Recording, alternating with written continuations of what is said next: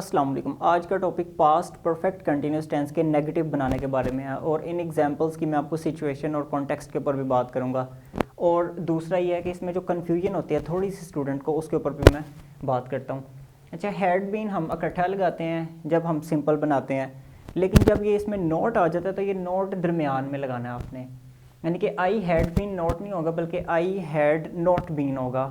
تو اس میں ایک نیور کا ورڈ بھی آتا ہے ہمارے پاس. نیور ہوتا ہے کبھی بھی نہیں, یعنی کہ there is somehow similar to not. Not میں ذرا انٹینسٹی کم ہے اور نیور میں ذرا انٹینسٹی شدت زیادہ ہے. آئی ہیڈ ناٹ بین لرننگ, مطلب ایک بچہ اس نے میٹرک کیا, میٹرک میں اس کو 1 سال کا انگلش کا کورس کروایا, تو اس میں اس نے کوئی اچھی خاصی محنت نہیں کی.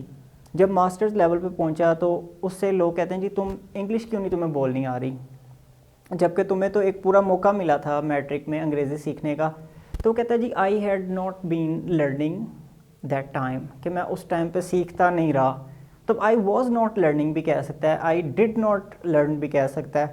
آئی ہیڈ ناٹ بین لرننگ میں اب وہ کوئی نہ کوئی ٹائم ڈیوریشن ایڈ کر رہا ہے کہ میں 1 پورا سال تک سیکھتا نہیں رہا, یا میں 1 سال سے سیکھتا نہیں رہا, وہاں پہ ماضی میں چلی گئی ہے بات. تو اگلا ہم اگزامپل دیکھتے ہیں. We hadn't been working so hard. تو اسٹوڈنٹس کی ہی اگزامپل لے لیتے ہیں کہ انہوں نے تقریباً 6 ماہ پہلے پیپروں کی تیاری کرنا شروع کرنی تھی, تو انہوں نے اس ٹائم پہ تیاری اچھی طرح نہیں کی.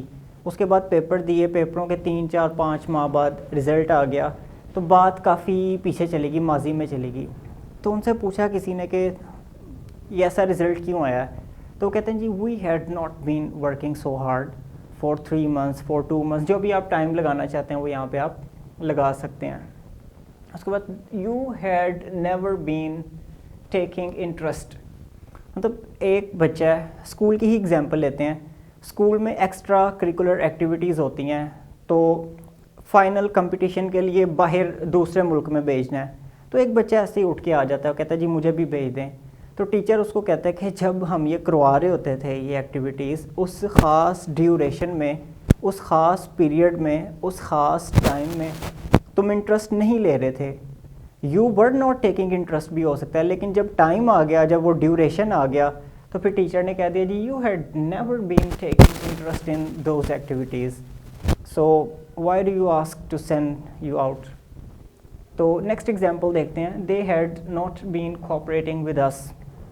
وہ ہمارے ساتھ کوآپریٹ نہیں کرتے رہے تھے. اس میں بھی کوئی نہ کوئی سچویشن, کوئی نہ کوئی ٹائم آ گیا. مثال کے طور پہ آپ کے ٹیچر نے, آپ کے باس نے آپ کو کوئی اسائنمنٹ دی کمپلیٹ کرنے کے لیے, تو انہوں نے ایک گروپ کو بھی آپ کے ساتھ لگا دیا. انہوں نے کہا جی یہ گروپ آپ کے ساتھ کام کرے گا اور یہ آپ کو پوری کی پوری سپورٹ کرے گا.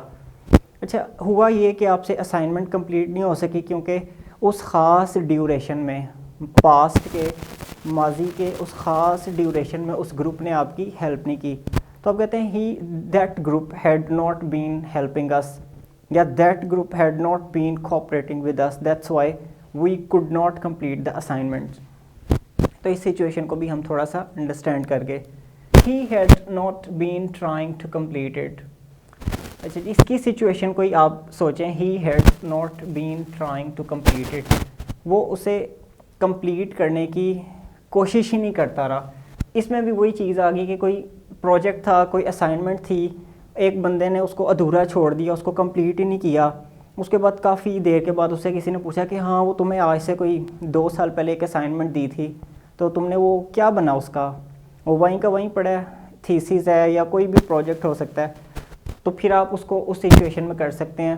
کوئی بندہ, یعنی کہ 3rd person بندے کے بارے میں بتا رہا ہے کہ جی he had not been trying to complete, یہ کوشش ہی نہیں کرتا رہا اس کو کمپلیٹ کرنے کی, اس لیے یہ ادھر کا ادھر ہی رہ گیا تھا.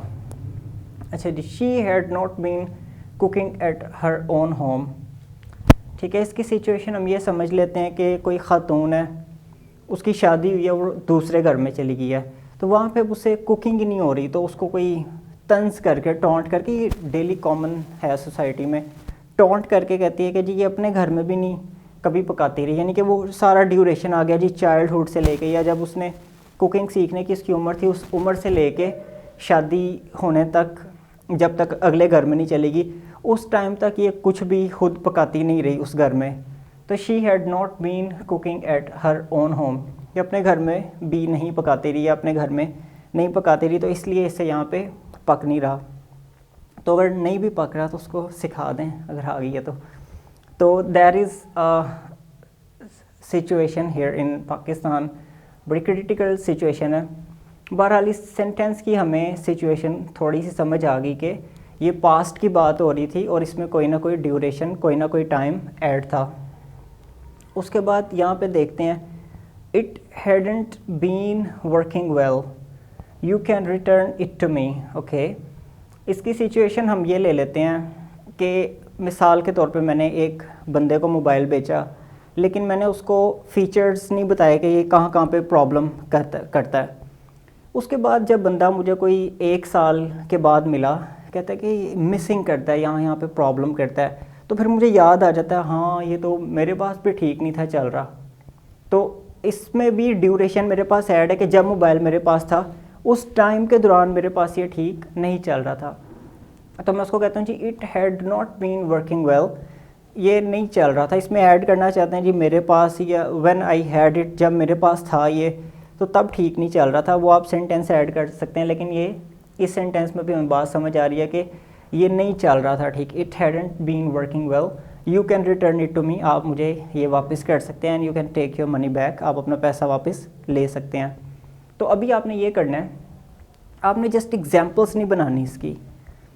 ایگزامپلس میں ویسے کہتا ہوں کہ آپ 100 ایگزامپلس بنائیں، لیکن اس ٹینس کے اندر پریزنٹ پرفیکٹ کنٹینیوس ہے یا پاسٹ پرفیکٹ ہے یا فیوچر پرفیکٹ ہے، آپ نے ان کے کانٹیکسٹ کو لازمی انڈرسٹینڈ کرنا ہے.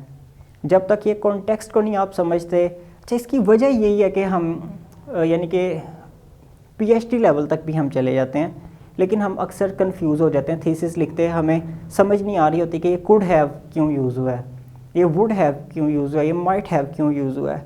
تو اس کی وجہ یہ ہوتی ہے کہ ہم اس کی صرف ایگزامپلس بناتے ہیں ٹیکسچولائز کر کے. ہم نے اس کو کانسیپچولائز نہیں کیا ہوتا، اس سچویشن کو ویژولائز نہیں کیا ہوتا.